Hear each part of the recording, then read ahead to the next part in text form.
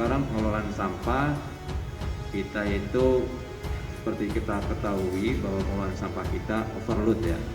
Artinya sudah di luar kapasitas maksimal. Sementara kita lubang belum ada. Nah, untuk lubang itu perlu adik-adik ketahui bahwa lubang itu kita adalah selaku pengguna. Pembangunan lubang itu sendiri ada di PUPR. Nah, jadi sekarang ini lagi diusulkan tentang pembuatan lubang sementara untuk menanggulangi hal tersebut sehingga overload ini bisa ditangani nantinya dengan adanya lubang baru. Lubang baru ini yang akan kita bangun khususnya ya, itu karena diperkirakan bahwa depan TPA itu kan Inutani ya. Inutani kan ada wacana ada pembangunan rumah sakit.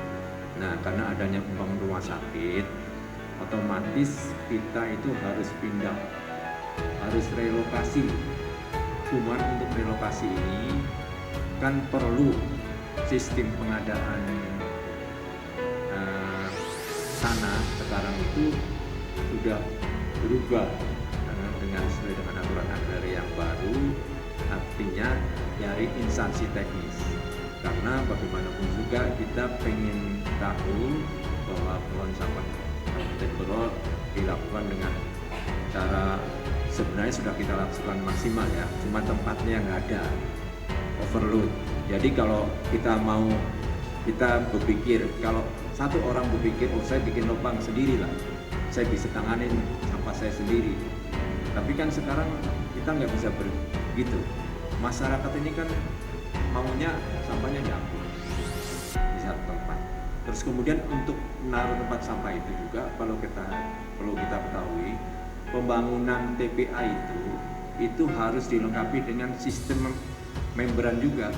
Ada membran sehingga sampah yang ada itu tidak mencemari air tanah, sehingga ketika ada orang mungkin sebelah melakukan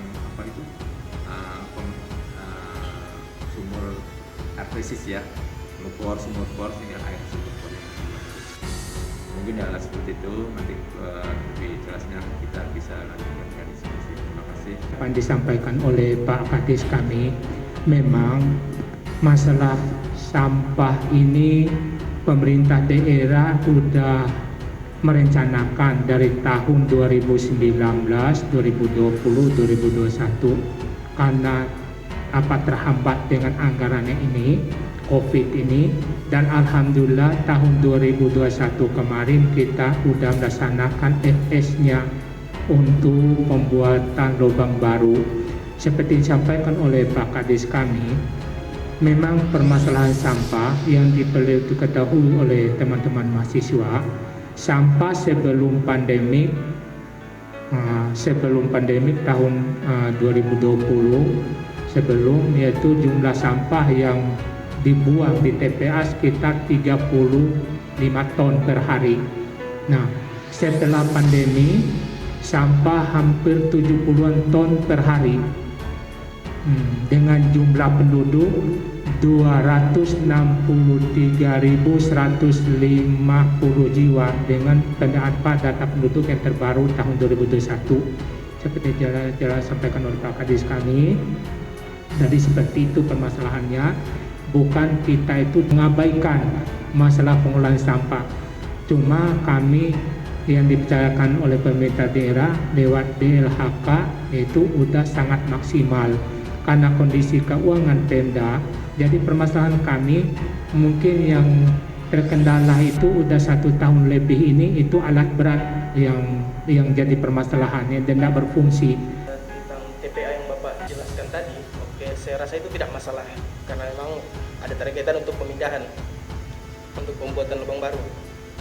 Kemudian saya di sini berbicara tentang aturan daerah tentang tujuan pengelolaan sampah. Toh di dalam aturan tugas pemerintah daerah jelas bahwa pada dasarnya yaitu mengurangi dampak yang ditimbulkan oleh sampah.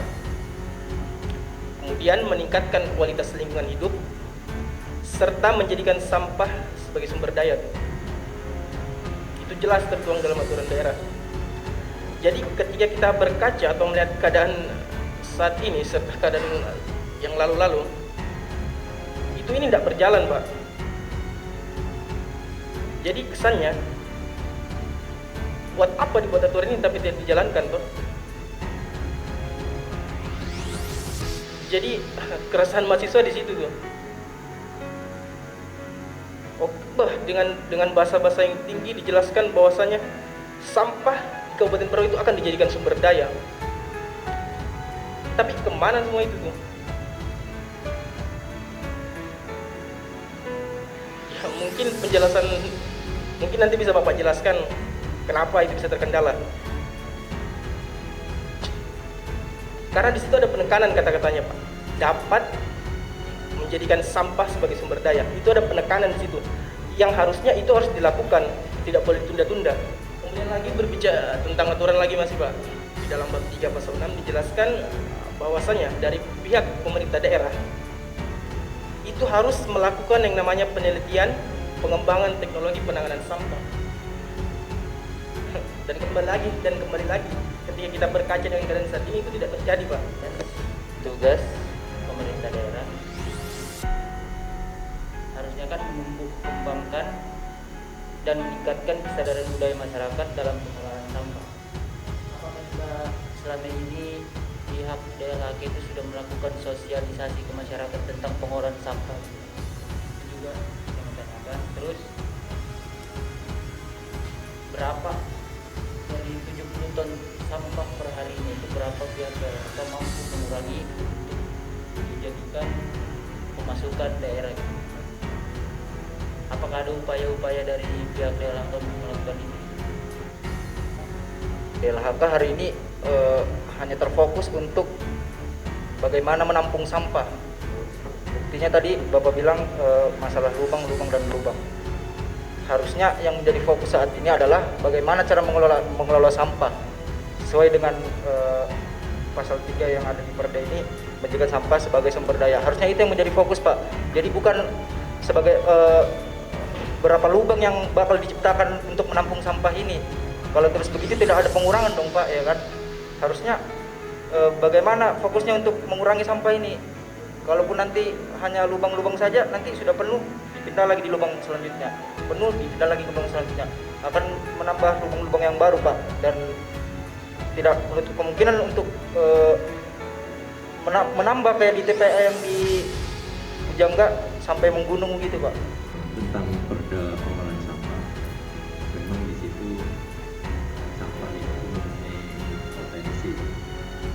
potensi ekonominya juga ada. Cuman masyarakat belum secara maksimal melakukan hal itu. Jadi kita juga disinilah perlunya, artinya kesadaran bersama masyarakat. Harus pemerintah itu nggak bisa ketika pemerintah nggak mau tahu masyarakat, pokoknya sampah urusan pemerintah. Padahal sampah ini, timbulan sampah itu adanya di masyarakat, bukan di pemerintah, adanya di masyarakat. Nah, karena berbagai strategi yang dilakukan terhadap bagaimana mengurangi timbulan sampah, ada beberapa hal mungkin yang kami informasikan. Pertama yaitu bahwa kita pertama harus mengurangi potensi timbulan sampah, ya kan? Otomatis dalam potensi timbulan sampah itu harus dipisahkan antara sampah organik dan sampah anorganik. Nah, semua sampah itu ada yang bisa didaur ulang dan tidak bisa didaur ulang. Kemudian yang anorganik, khususnya misalkan seperti plastik, itu harusnya ada di bank sampah, mengelompokkan itu, mengumpulkan potensi-potensi itu, dan itu sebenarnya ada harganya. Nah, yang sementara ini kita lakukan adalah masih manual, ya, pengumpulan kardus, pengumpulan botol-botol plastik itu masih belum maksimal. beberapa bank sampah sudah melakukan itu. Sekarang potensi bank sampah yang ada sekitar berapa? Yang aktif. Nah, sekitar 34. Itu yang perlu kita ketahui. Terus kemudian yang organik itu bisa dimanfaatkan sebagai kompos. Nah, ini memang yang kejadian di masyarakat, yang ada di masyarakat untuk yang organik ini belum jalan sama sekali. Terus kemudian juga timbulan potensi sampah lagi. Ada satu hal yang menjadikan kita harus berpikir lebih keras ya, akibat adanya COVID, limbah medis. Limbah medis ini juga harus diamankan. Itu yang kita bekerja sama dengan kesehatan untuk penanganan limbah medis, sama-sama ada kegiatannya bersama dengan kesehatan kita akan lakukan juga. Nah, inilah potensi timbulan sampah dengan seleksi itu sebenarnya berkurang, harusnya berkurang.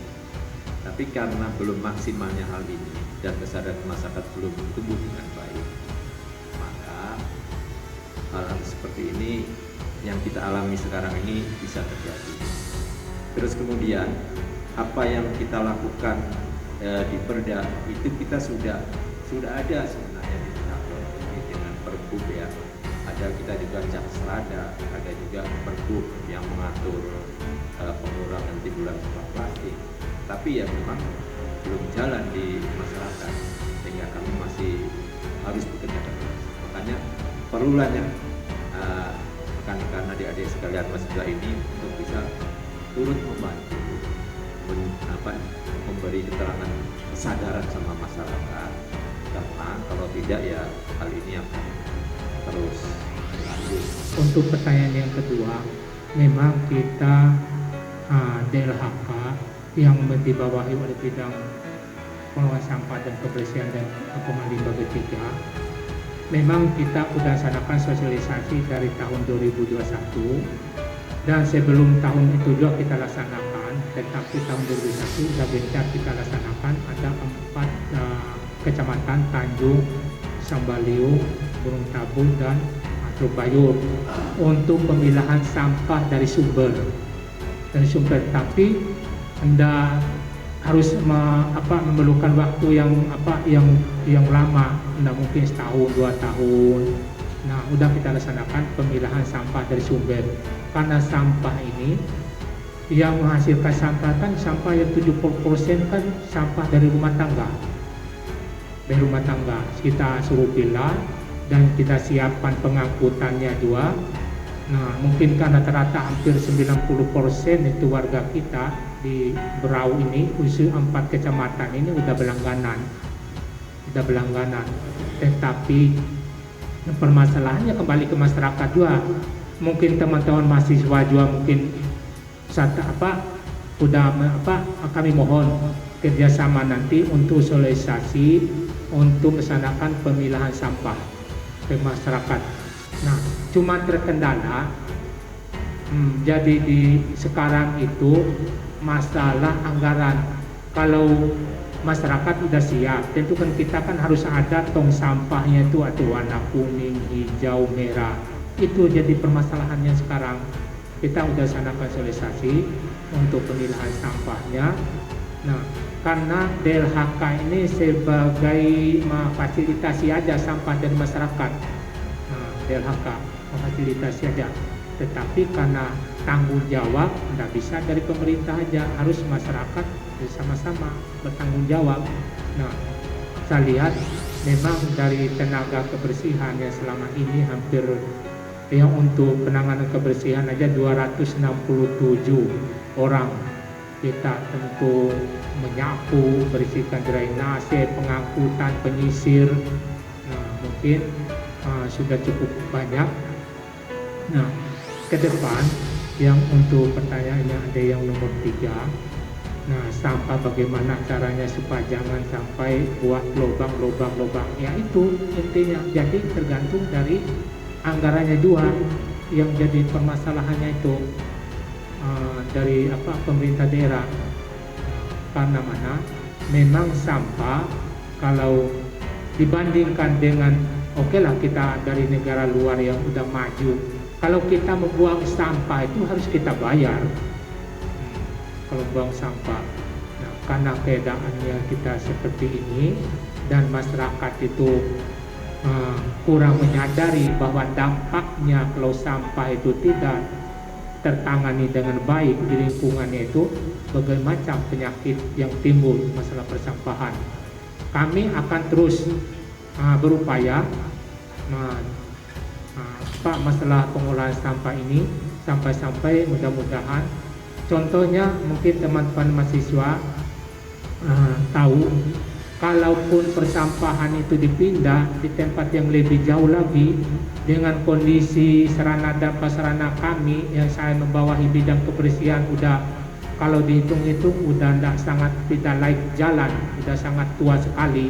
Nah itu kan perlu pemerintah itu kan mikirkan bagaimana anggarannya itu pemindahannya itu belum pembuatan tempatnya belum pergantian sarana dan prasarana kami yang cukup banyak dan udah cukup tua usianya. Terkait dari pembahasan yang disampaikan atau kalimat-kalimat yang disampaikan oleh bapak-bapak yang terhormat di depan bahwa saya tangkap itu yang pertama menumpuknya sampah ini yang pertama karena SDM-nya. Yang kedua karena fasilitas yang tidak memadai. Terus apalagi masalah kurang kesadaran terhadap masyarakat dan lagi-lagi dikembalikan ke masyarakat. Di sini saya melihat bahwa dari bapak-bapak yang terhormat di depan itu selalu menyalahkan masyarakat. Padahal di dalam perda itu sudah tercantum tugas-tugas Bapak kerja, itu sudah ada tugas-tugasnya. Bapak juga toh di sini kan bekerja untuk digaji. Dan juga tadi Bapak mempermasalahkan bahwa TPA ini sudah dari dulu. Bapak di depan, Bapak bekerja, Bapak sekarang duduk di kursi sekarang ini. Itu kan sebagai solusi baru, sebagai konsep baru, bagaimana caranya sampah ini tidak bertambah. Setidaknya Bapak menjabat sekarang ini bisa mengurangi, bukan menambah. Toh Bapak naik terpilih jadi kepala dinas atau segala bidang-bidang lainnya, itu karena kemampuan Bapak-bapak, bukan karena ketidakmampuan. Tapi yang saya lihat bahwa sampah semakin menumpuk, berarti Bapak tidak mampu dong untuk menangani ini. Sedangkan itu sudah tercantum dalam Perda nomor 1 tahun 2017. Nah, terkait masalah kesadaran masyarakat itu Bapak bilang sudah usaha, sudah maksimal mungkin sosialisasi. Itu memang tugas Bapak, sosialisasikan sampai itu betul-betul mereka sadar ke masyarakat. Kalau perlu buat kebijakan, karena kita tidak bisa menutup mata terkait masalah sampah ini. Kalau memang sampah ini selalu menumpuk terus hanya pindah-pindah tempat terus, mungkin beberapa tahun ke depan Kabupaten Berau itu yang terkenal dengan wisata-wisata yang indah yang luar biasa akan jadi wisata gunung sampah. Dan kita tidak bisa menutup mata dengan ini. Nah, kalau di TPA memang jelas ditumpuk di sana tempat pembuangannya di TPA. Mohon informasinya. Kan ini masalah TPA juga, ya memang bertumpuk. Terus untuk masalah seperti TPS-TPS-nya itu, kan seharusnya itu di dalam Perda itu sudah harus disiapkan terkait TPS 3R. Itu sudah ada atau tidak ada? Saya bertanya ke Bapak. Kalau memang itu sudah terlaksana, tidak mungkin akan terjadi penumpukan. Dan juga sosialisasikan kepada masyarakat bagaimana caranya kasih mereka solusi untuk bagaimana sampai ini bisa menguntungkan mereka.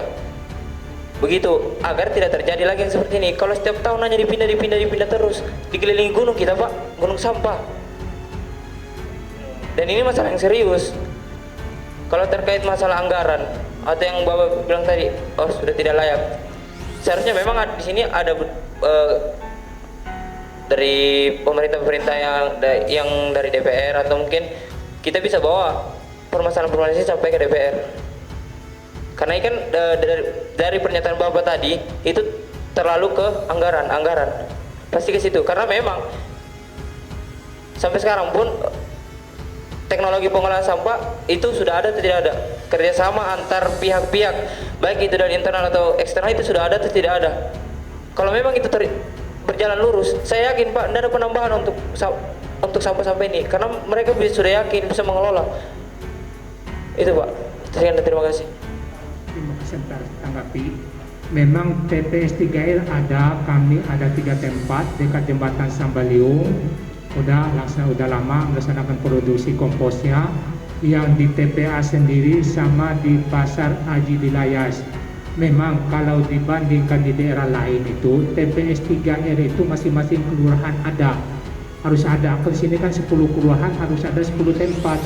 Karena posisinya sekarang lokasinya itu yang susah. Untuk diketahui sama teman-teman mahasiswa, silakan ngecek TPS kami 3R kami dekat jembatan Sambaliung, menghasilkan komposnya, dan kompos kita gunakan untuk taman. Yang apa saya sampaikan tadi, memang fasilitasnya itu harus lengkap, kayak tong sampah, apa itu plastik, pemilahan sampah harus lengkap. Nah, ya itu tergantung dari posisi anggaran yang habis terakhir sampai apa. Hanya permasalahannya itu. Ya seperti itu, ujung-ujung ke anggaran. Nah,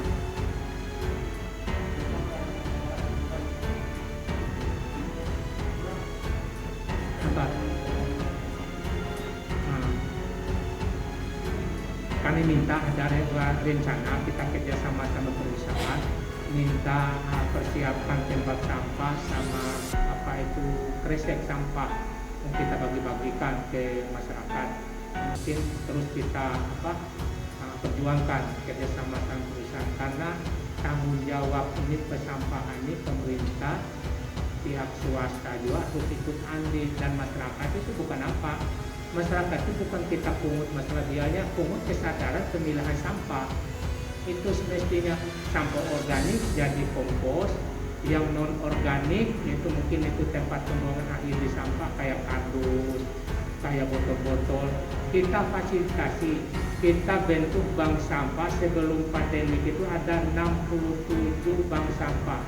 Dan karena pandemi COVID ini jadi yang aktif jalan itu 34. Kita fasilitasi, kita tampung di gudang kami. Mungkin adik-adik mahasiswa kalau tidak percaya habisnya silakan ke gudang kami. Nah, workshop itu kita fasilitasi penimba sama harganya kita beli. Kalau harga di penumpuk lain itu 2,5, kami 2,5. Kalau untuk kardus sekarang 2.500. Kita jemput janunya itu untuk plastik 1.500. Kita siap. Mungkin ada yang masyarakat atau bank sampah yang kesulitan menjual, yang dari kampung kayak Kecamatan Kodrawan, Tabalar, Biatan, itu kami rutin ngambil. Kayak di Mantaritif itu kami per 6 bulan sekali kami ambil, kami jemput. Kemudian masalah pihak swasta yang mungkin sampai saat ini belum ikut andil untuk pengelolaan sampah yang ada di Kabupaten Berau ini. Ya oke, kita ya mungkin kalau dari pihak mahasiswa yang memaklumi itu Pak. Ya, kemudian kembali lagi dengan pertanyaan-pertanyaan dari teman saya tadi tentang DLHK ini kesannya itu hanya memikirkan bagaimana sih cara menampung sampah sebanyak-banyaknya. Jadi kesannya di mata masyarakat, di mata mahasiswa ataupun ya untuk khususnya ruang lingkup Kabupaten Berau, DLHK kesannya itu hanya memikirkan bagaimana cara menampung sampah ini sebanyak-banyaknya. Jadi terkait untuk pengurangan, pengelolaan, itu masih sedikit kebijakan-kebijakan untuk hal-hal yang seperti itu Pak. Jadi mungkin dari pihak mahasiswa ingin menekankan bahwasanya DLHK itu harus serius gitu harus serius dalam menangani pengurangan, pengelolaan sampah yang baik serta berwawasan lingkungan. Harus serius untuk hal itu Pak. Di kota ini aja, kalaupun kami tidak serius menangani sampah, kita kan ada amrol yang kita tempatkan untuk mempermudah masyarakat pembuangan sampah. kalau di kota ini sampah nggak terangkut, ada masyarakat komplain. Kalau memang kalau di TPA itu jelas menumpuk sampah karena tempat pembuangannya di sana. Tapi arahnya ke sana kami terus ada perbaikan terus. Nah memang program dari pemerintah pusat sampai ke daerah untuk dari tahun 2020 sampai tahun 2025 nanti pengurangan sampah 30%, penanganan sampah 70%. Nah kita sedikit demi sedikit kita tindak lanjuti karena penanganan sampah ini nggak semudah kayak membalik telapak tangan, harus perlu ada kesadaran. Dan mohon mungkin teman-teman mahasiswa ini minta kami saat terbuka kok silakan ke kantor saya di belakang steam itu diskusi lebih lanjut, minta masukan kayak apa kita tindak lanjuti supaya sampah-sampah ini supaya kita sama-sama bebas dari persampahan Kabupaten Berau. Karena ini Kabupaten Berau ini kan kemungkinan imbas dengan adanya IKN nanti, ya alhamdulillah kita terus ke depan kita tetap menyampaikan 30% penanganannya sampai tahun 2025, penanganannya 70%. Kita terus bekerja. Ini saja, silakan.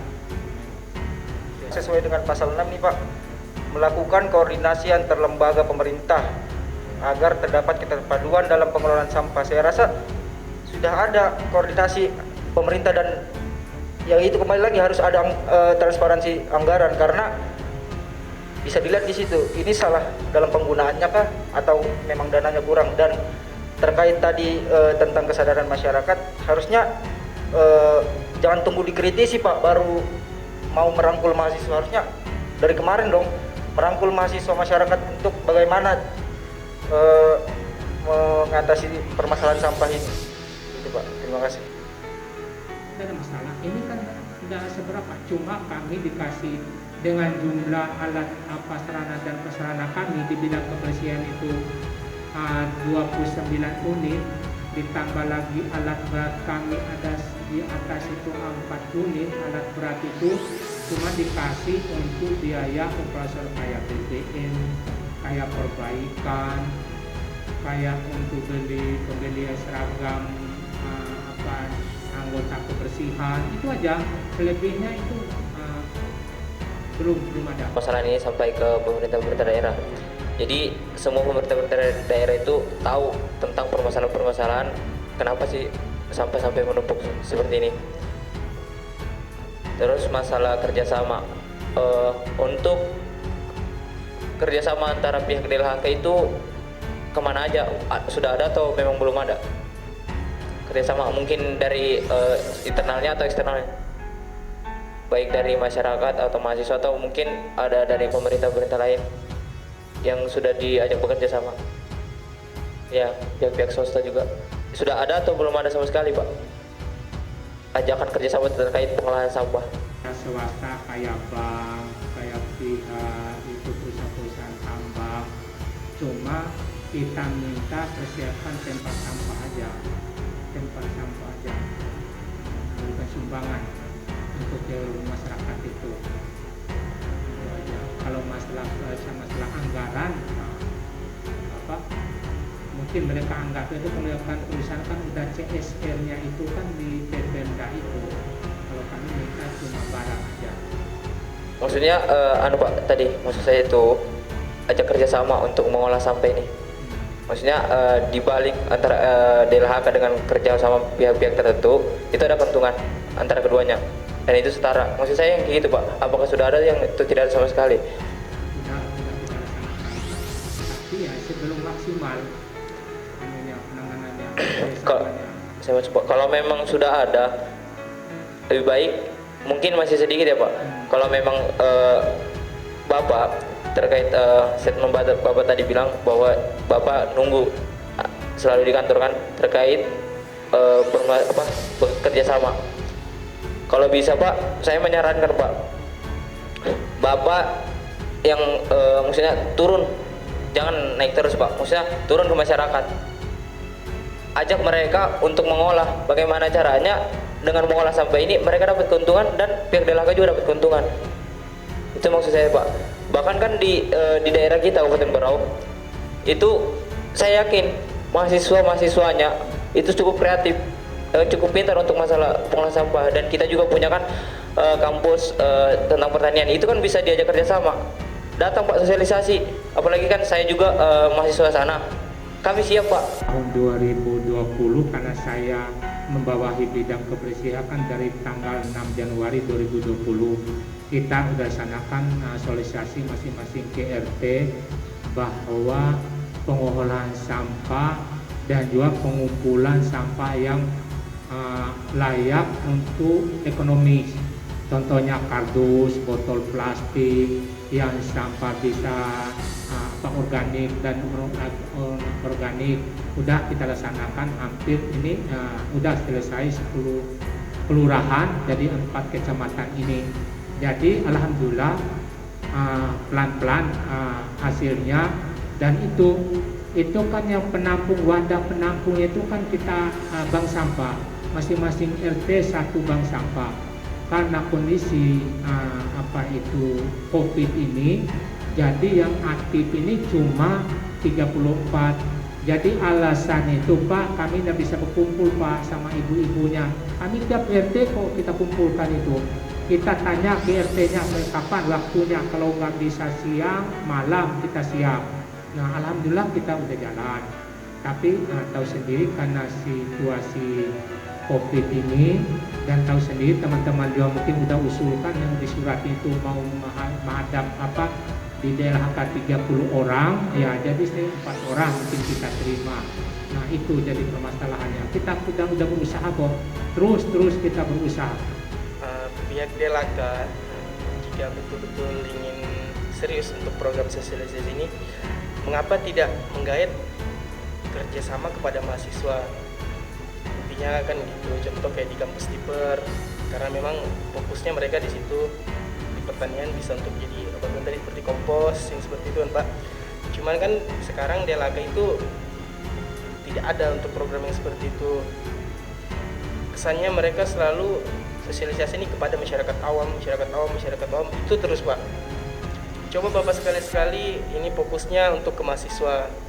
Jadi mahasiswa lah nanti yang menggait masyarakat ini untuk betul-betul serius dalam pengelolaan sampah. Jadi intinya gitu Pak, untuk dari teman-teman sekalian. HNI lah minta atau kerjasama bagaimana kita karena bentuk kepedulian, karena kami itu karena banyak tugas yang kita tangani, karena DLHK itu mengkoordinasikan 13 kecamatan Mas. Mohon kepada teman-teman mahasiswa sekarang kirim suratnya, jadwalnya kapan, kita siap. Oh ya, oke. Toh karena Bapak sudah berstatement dengan seperti itu, maka kami pun dari pihak mahasiswa, jika Bapak serius dalam masalah ini, kami juga pasti akan ikut membantu Pak, ikut andil. Terutama memang karena ini untuk kepentingan masyarakat juga ke depannya. Terkait yang tadi Bapak bilang bahwa ada kerjaan-kerjaan lain yang harus dikerjakan juga ya Pak. Memang benar Pak, pasti kan ada banyak belum kerjaan-kerjaan yang lain yang wajib juga untuk dikerjakan, bukan cuma masalah ini. Makanya saya menyarankan tadi Pak bahwa alangkah baiknya bentuk tim dari internal, dari eksternal. Jadi di antara masyarakat dan pemerintah daerah itu tidak ada saling menutupi, semua tahu. Jadi bagaimana ke depannya sampah ini sudah tidak lagi bertambah, tapi hanya ditangani seperti dalam peraturan daerah, hanya ditangani dan dikurangi, tidak ada lagi penambahan. Jadi kita tidak butuh lagi, karena kalau misalnya dari pihak DLHK ke depannya tidak sesuai dengan apa yang Bapak omongkan hari ini, itu akan terjadi lagi Pak. Saya yakin itu penumpukan itu akan ada di mana-mana nantinya. Dan ini terkait karena kami juga mahasiswa tidak hanya datang untuk mengkritik, pasti kami akan bawa solusi juga Pak. Dengan posisi pertambahan sampah Dan dua, UMKM kita yang semakin bagus, berarti kan ekonomi di Berau kan tambah bagus. Lihat aja UMKM kita di sepanjang jalan sungai itu kayak apa, itu kan sumber penghasil sampah di situ. Coba mahasiswa teman-teman itu pagi-pagi jam 7 jalan karena sampah kami belum tak angkut, itu bukan main, bertumpuk dengan posisi seperti itu. Dan dua, amrol kami itu kami pagi sore angkut, amrol kami itu kereta sampah amrol kalau bahasanya kita, itu aja. Oke, saya masuk dulu, Silakan. Pak. Tugasnya bukan hanya ngurus masalah sampah ini. Ya betul bilang teman saya, kenapa tidak buat semacam tim khusus? Ya entah itu terdiri dari internal, eksternalnya gitu itu Pak. Internalnya dari DLHK, kemudian eksternalnya itu dari pihak mahasiswa. Yang fokusnya itu betul-betul untuk sosialisasi tentang masalah sampah dan untuk mengawasi pengelolaan sampah. Jadi ibaratnya DLHK itu fokusnya tidak terbagi karena ada sudah tim khusus untuk menangani itu Pak. Mungkin maksud teman saya seperti itu Pak. Ya. Seandainya tim khusus ini ada betul-betul untuk fokusnya ke sampah, hal seperti itu tidak akan terjadi Pak. Contoh kayak tim khusus ini pasti akan sosialisasi ke masyarakat. Ini loh, TPST ini tidak boleh disimpan di sini karena ini lokasinya dekat di pinggir jalan serta dilalui oleh orang-orang yang berkendaraan Pak, seperti pejalan kaki, motor atau apapun itulah. Intinya kan tempat pembuangan sampah itu tidak boleh menyebarkan bau. Itu jelas dalam aturan Pak. Akan pagi sore, dan mungkin kalau mereka itu kita angkutan udah penuh baknya, dan mungkin kan baru separuh bak kita buang karena kondisi operasional kami BBM itu yang punya kan angkut ke pagi sore ke angkut kami nggak ada ya, kecuali Mas kalau ketemu itu lambat pengangkutan sampai penuh itu terkendala di alat kami, mobil rusak, itu aja masalah. Kalau untuk masalah pengangkutan saya tidak masalah Pak. Cuma ini masalah lokasinya. Kami siap, kami udah geser, udah ke lokasi nanti dong, anunya itu, udah tempat bukan tak lagi di pinggir jalan lagi, tapi agak masuk ke dalam lagi. Ya mungkin seperti itu Pak. Ya. Kalau untuk masalah pengangkutan kami tidak masalah. Tapi yang penting intinya diangkut sampah itu. Ya. Cuman ini masalah lokasi. Karena kalau kita lihat di situ, entah itu sampahnya masih ada atau enggak, baunya tetap ada Pak. Karena terlalu dekat dengan jalan. Ini sebenarnya butuh keseriusan Pak, itu yang bisa pandang sebelah mata. Karena setiap warga yang hidup di ruangan itu, Kabupaten Berau, itu berhak untuk mendapatkan lingkungan hidup yang bersih, enak dipandang, nyaman dan elok. Itu semua tertuang jelas dalam Al-Quran. Jadi kita harus jalankan itu tuh Pak. Pada pagi hari ini kita bisa berkumpul di ruang rapat di DLH dalam rangka mediasi tentang pembuangan sampah terakhir di kecamatan di Kabupaten Berau, yaitu di Jalan Sultan Agung RT 6 Kelurahan Syahid Bedungun. Betul, sampah itu kan jadi momok kita bersama. Permasalahannya itu sulit ditangani. Itu terjadi di mana-mana. Bukan hanya di Kabupaten Berau, yaitu di Jalan Sultan Agung RT 6 Kelurahan Syahid Bedungun. Kita dan seharusnya dari mahasiswa sebagai pengontrol, pengawal pemerintah, karena sampah adalah pekerjaan yang paling susah, paling rumit, apalagi dampak lingkungan sangat membahayakan, baik bisa nanti jadi mutakbir, apalagi ini musim penghujan. Baik itu nanti musim penghujan itu dampaknya sangat fatal, yaitu bisa menyebabkan demam berdarah karena tumpuan-tumpuan sampah itu yang sudah membusuk dihinggapin ulat-ulat, terus nyamuk-nyamuk di situ. Nah, itu bisa menimbulkan semua penyakit.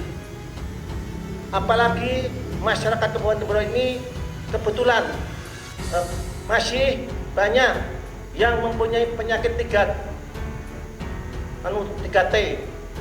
atau yang mempunyai penyakit asma. Itu sangat berbahaya dari dampak imbas lingkungan pembuangan sampah. Tapi saya mendengarkan dari pimpinan DLH betul-betul akan menangani serius untuk memindahkan pembuangan sampah yang dekat di kota Tanjung Redep, dekat perjalanan poros kita dan dekat permukiman, dan seyogianya itu harus dipindahkan karena dekat permukiman yang nantinya dampaknya ke kesehatan masyarakat. Kesehatan itu sangat mahal harganya, tidak bisa dinilai dari apapun, tidak bisa dinilai dan biayanya sangat mahal. Nah, makanya saya salut sekali dari tanggapan Bapak pimpinan kepala dinas di DLH ini betul-betul serius akan menangani pembuangan sampah terakhir.